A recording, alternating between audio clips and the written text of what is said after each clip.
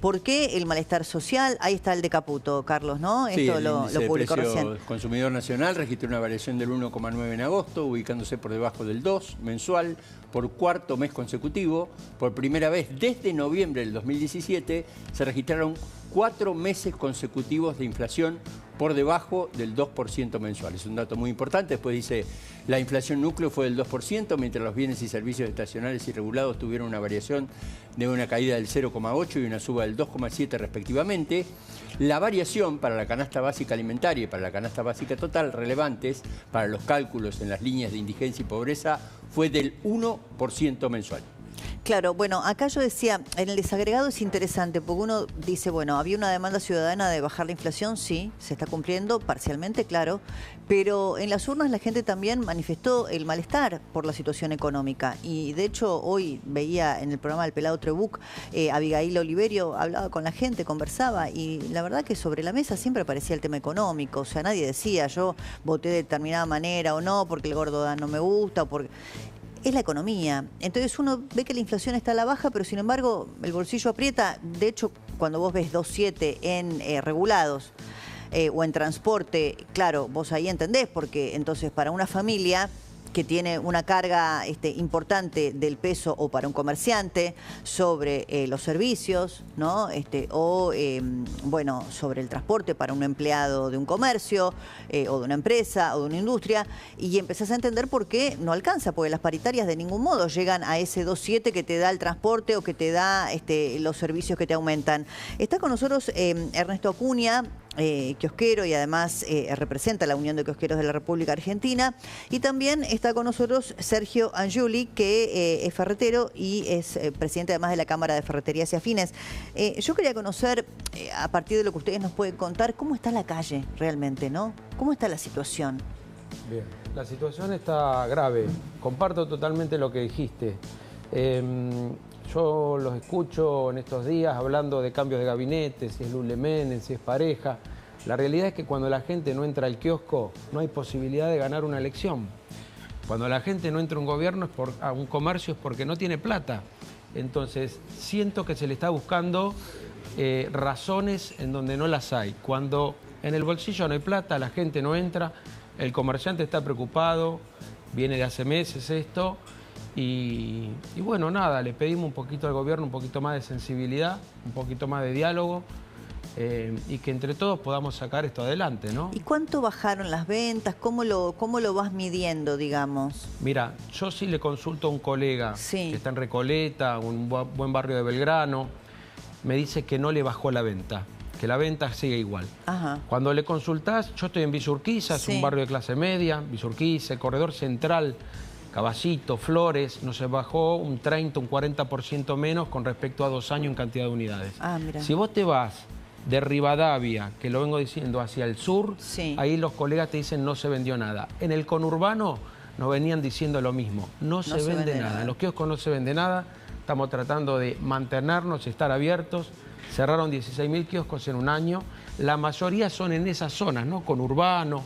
Es como una realidad distinta. El kiosco, de acuerdo donde vos lo tenés, es una realidad diferente. Sí, sí, como estas dos Argentinas, ¿no? Que conviven. Son dos Argentinas. Un sector cada vez más pequeño, de gente de altos recursos, de buen poder adquisitivo, que está en estos barrios que mencionabas, de la zona norte, de la capital. Pero claro, en el resto no alcanza. En el resto se hace difícil, el interior también.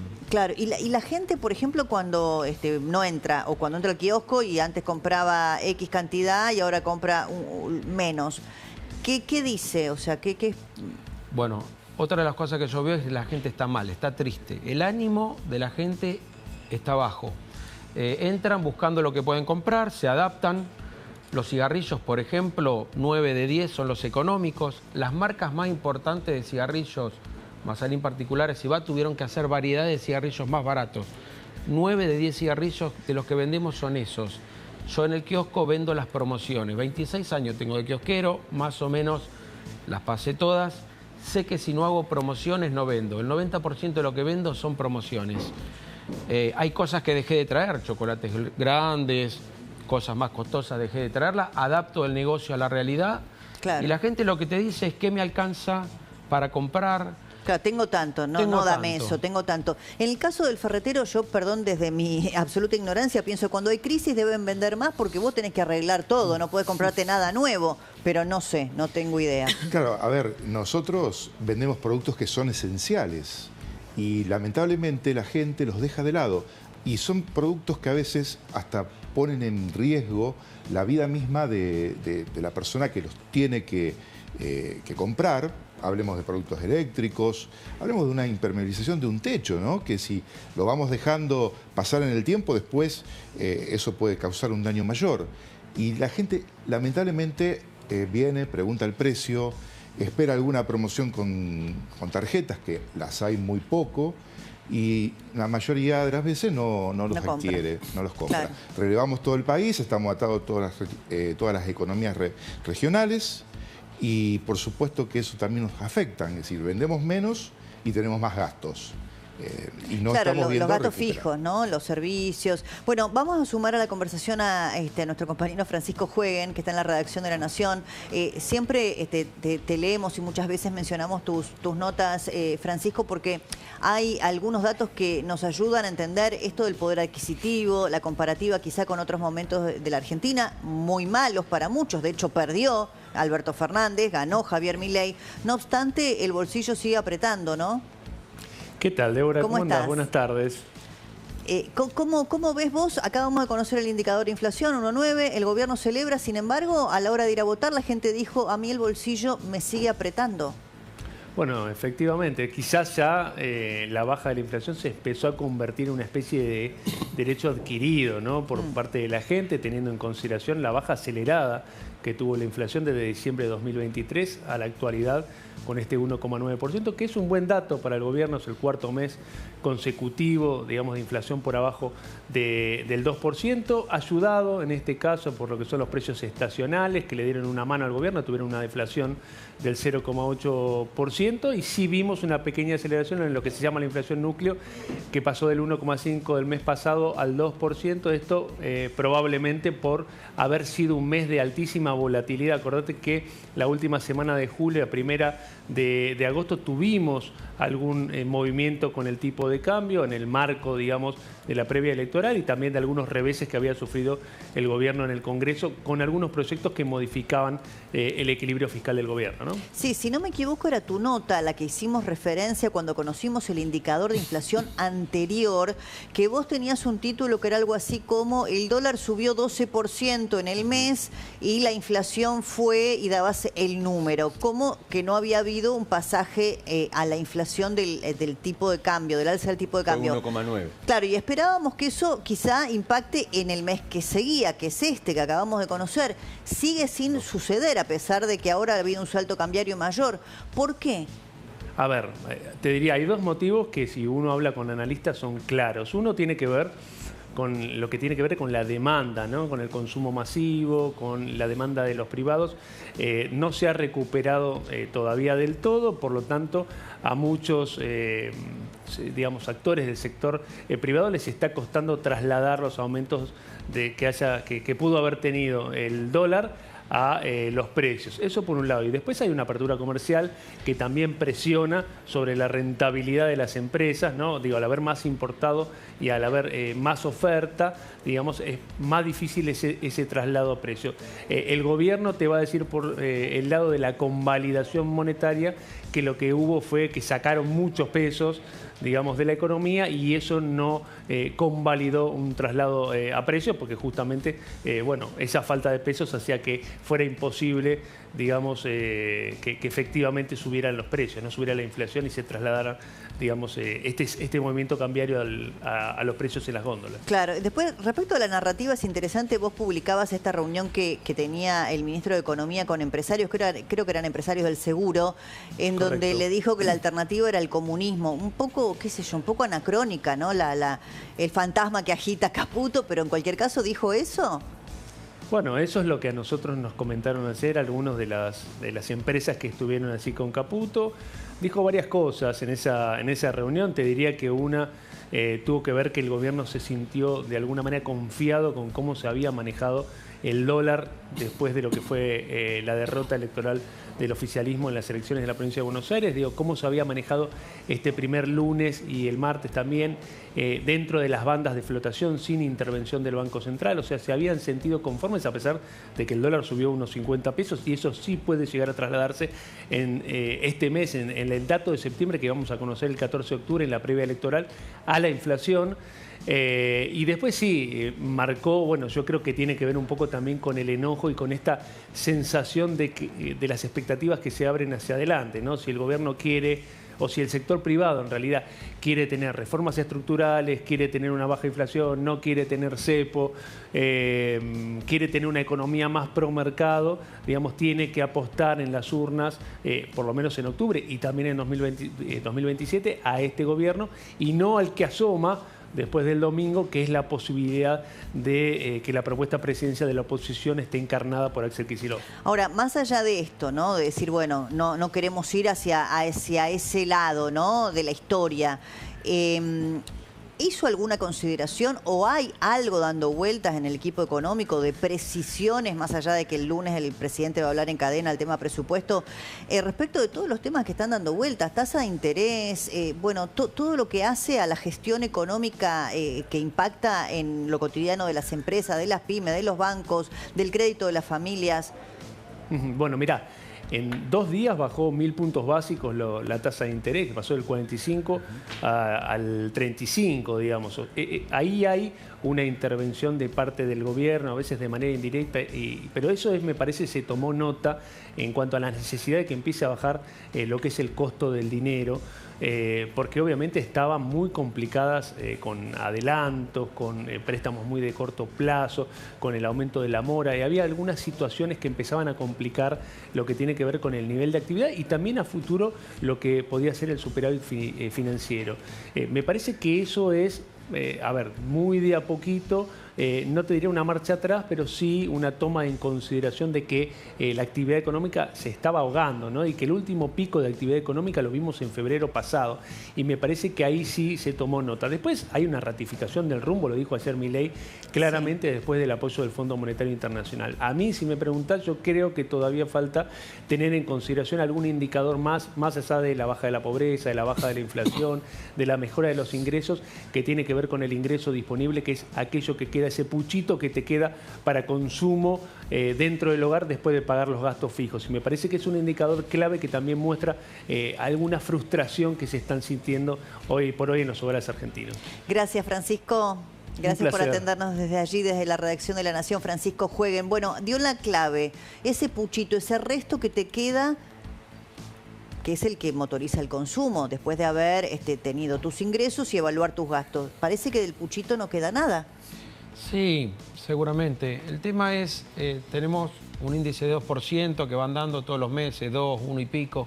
El tema es cómo acompaña el salario en ese momento. O sea, todo pasa por ver si la gente recupera el poder de compra para que venga a comprar en el negocio nuestro. Yo no arreglo nada de la casa porque no me alcanza, o sea, todos mis gastos van a cubrir lo mínimo y no tengo para ir seguramente a la ferretería, el ferretero seguramente no tiene para ir al kiosco. Entonces creo que la clave es qué es lo que gana la gente, que si bien la inflación es baja, que la recuperación del salario esté al menos igual para que empiece de vuelta a gastar y se vuelva a volver la rueda a poner en funcionamiento, porque eso es lo que vemos. Sí, Sergio. Sí, tengamos en cuenta que a través de CAME somos paritarios y nosotros propusimos un aumento mayor al que el gobierno otorga y durante mucho tiempo no nos dejaba que sea más del 1%, porque decía que le generaba inflación. Así que por supuesto que la caída de las ventas está atada totalmente a la poca disponibilidad de dinero que tiene el gobierno. Claro, somos los que más lo sentimos. Claro, es que el comercio es el que más lo siente, sí, porque la gente que tiene un salario y cobra un dinero, tiene tanto para gastar. Ahora, nosotros que somos los comerciantes, somos los que más sentimos, me parece, de todo este proceso. Claro, ¿ustedes tienen empleados? Sí, sí, por supuesto. A ver, yo tengo ferreterías, por ejemplo, de la ciudad de Bariloche, donde lamentablemente han tenido una temporada malísima, pero que hay días que no han vendido prácticamente nada y son ferreterías que tienen que estar calefaccionadas porque son lugares de frío, de mucho consumo de servicios, y realmente no pueden sostener a los empleados. Y lo peor que hay para nuestro sector es perder a un empleado, porque ese empleado cuesta mucho tiempo formarlo también, claro, porque es digo, un oficio... no hay nada más difícil que trabajar en una ferretería, tener que conocer una cantidad de productos infinita, porque yo cuando entro a una ferretería del coso y el cosito hay 200 millones de cositos. Yo quería hacer una pregunta sí, que tiene relación con el tema laboral, que muchos se quejan los empresarios, de los costos laborales, o sea, cómo afecta a una ferretería el costo laboral, el tema de tomar un empleado y prácticamente pagar el 50% de cargas sociales. Eso pregunto cómo impacta. Sí, realmente. Bueno, a ver, si hay una reforma laboral, nosotros estamos proponiendo algunos cambios. Por ejemplo, en nuestro sector, que exista el empleado en formación. Porque un empleado lleva más de un año formarlo. ¿Como una especie de pasantía sería? A ver, como una especie de aprendiz, de lo que antes era el empleado que estaba en un grado de aprendiz. Pero realmente, bueno, eso vamos a ver si se puede lograr, si va a haber reforma laboral. No estamos pidiendo grandes cambios. Lo que pasa es que cuando uno lo toma el trabajador, lo toma 3 meses y ya automáticamente después lo tiene que efectivizar. Es el periodo de prueba ese, ¿no? Es el periodo de prueba de 3 meses. Sí, ahora se extendió un poquito más. Pero no da posibilidad mucho a... No, eso es totalmente cierto y las cargas laborales afectan muchísimo. Además, nosotros vamos más allá de lo que es el comercio minorista, estamos atados a la industria, estamos atados a la obra pública o a la obra civil. Está frenado. Y todos esos sectores también... ¿Y el tema impositivo? ¿Cómo? ¿El tema impositivo, la carga impositiva? Y bueno, es muy difícil. A ver, la deuda impositiva que los comerciantes van sumando mes a mes o van haciendo planes para pagar el IVA, por ejemplo, cada vez es mayor, pero llega un momento que no van a poder sostener más. No se puede estar renovando continuamente los planes. Claro, ahora, Ernesto, vos decías, se vende lo que es más económico, ¿no? Porque uno tiene la sensación también de que en el kiosco hay elementos, que no son imprescindibles, pero otros que sí son de primera necesidad. ¿Qué es lo que se dejó de vender? Se dejó de vender las golosinas más caras, los tabletones de chocolates, se dejó de vender algo de juguetes, se dejó de vender lo que no es, digamos, específico. O sea, las bebidas... ¿Cuánto sale una tableta grande? Debe haber un montón de precios porque hay muchas marcas, yo sé. Pero una tableta grande de chocolate... Las grandes vale 30.000 pesos. Claro, 30.000 pesos por una tableta grande de chocolate. Vos hablabas de impuestos. Mira, en el rubro nuestro, creo que el tema de impuestos es muy injusto. Nosotros cuando traemos una boleta de 400.000 pesos de cigarrillo y voy a comprar, 300.000 pesos son impuestos internos. Claro. El kiosco le aporta miles de millones de pesos por día a la economía y al Estado. Ahí tienen ingresos brutos, ¿no? Los ingresos brutos me los cobran en la boleta. Aparte, cuando yo recibo una boleta de gaseosa, me viene anticipado. O sea, ya me viene en la boleta cuando lo pago el 3% de ingresos brutos. Pero con los cigarrillos los impuestos internos son altísimos, 300.000 pesos en una boleta de 400.000. Es uno de los pocos países de Argentina que paga impuestos adelantados, digamos. Y no hay comercio que no tenga a favor dinero en las provincias con respecto a ingresos brutos. Todo el mundo tiene, es decir, a todo el mundo le han retenido mucho más y ese dinero no lo recuperamos. Si nunca te devuelven, el famoso SICREF, digamos. Es muy difícil. Bueno, recién decía Sergio, 1% es lo que se convalidaba como paritaria, como aumento de sueldos, ¿no? Y vos ves, primero la inflación, 1,9, 2,1, 1,8, o sea, por encima, y además en algunos rubros particularmente, ahora vemos 2,7, por ejemplo, en el tema servicios o en el tema transporte, creo que era empezado con el 3 adelante, ¿no? Sí, te voy a dar un dato que es la canasta básica total que acaba de salir hoy. Para un varón y una mujer, ambos de 30 años, 3 hijos de 5, 3 y 1 año, es 1.220.885. Para entenderlo, el salario promedio de la economía argentina hoy está aproximadamente, estamos hablando del neto, está aproximadamente en 1.200.000. ¿Cuánto gana un empleado de un kiosco? Más o menos. 8 horas, 10 horas, no sé. Mira, yo tengo 26 años, trabajo con mi padre. Sí. Si vos me preguntás qué traiga un empleado, te digo no, de ninguna manera. Pero la verdad que se paga muy poco. Los kioscos, hoy tenemos la problemática del kiosco de barrio que te ponen los kioscos cadena. Entonces vos tenés el kiosco y en cada una de las esquinas te encontrás con un kiosco cadena que paga muy poco Los que tienen empleados son los kioscos cadena o algunos colegas que tienen y Que es pueden muy ganar poco. 600.000 pesos. 600.000 pesos. Por una jornada, 800.000 pesos. una jornada completa. Sí, yo creo que son muy pocos los empleados de kioscos que deben ganar 1 millón de pesos. Claro, porque ahí cuando vos ves que hay salarios de 800.000, 600.000, empezás a entender qué pasó el domingo, ¿no? En la votación. O sea, realmente no alcanza. Por No más que no alcanza. tengas inflación, no tenés que pagar el alquiler, tenés que pagar el transporte, tenés que pagar si tenés hijos, la educación. Claro, no... Sí, y además se da 2% de inflación, pero cuando renovamos los contratos y tenemos las actualizaciones, nunca es ¿El alquiler la inflación. decís? Sí, el alquiler. Los alquileres, claro. El alquiler, claro. los servicios, la luz, que el año pasado no iba para el otro, nos aumentaron 5 veces. Bueno, acá O sea, dio 2.7 los Sí, servicios, y ¿no? el Entonces, número de, por ejemplo, la canasta básica alimentaria, lo que necesitas por lo menos para alimentarte, llega a 547.482. que quería ver, no le alcanza a tenés nadie. ahí el desagregado transporte, que fue el primero, el que aparecía primero en la... Lo busco ahora del Sí, INDEC. porque me parece que era 3.1 3,9 dijiste. o 3.1, no sé. Ya te- Es cuando dimos el gráfico era el Sí, primer sí, rubro, sí. el primer ítem, porque ahí está. 3.6, 3.6, ahí está, 3.6, porque acá, alto, muy ¿entendés? O sea, cuando vos le decís a la gente, no, la inflación fue 1.9, pero el laburante que tiene que tomar todos los días el transporte, El 30% Fue de tu ingreso vos te lo gastás en transporte. 3.9. Entonces ahí se explica un poco todo. Gracias, Sergio, por haber venido, No, muy por favor. amable, y también Ernesto. Decirles nomás que los sueldos están muy bajos en nuestro sector, promedian el 1.000.000 de pesos, pero también que cuesta muchísimo pagarlos. Gracias, claro que sí.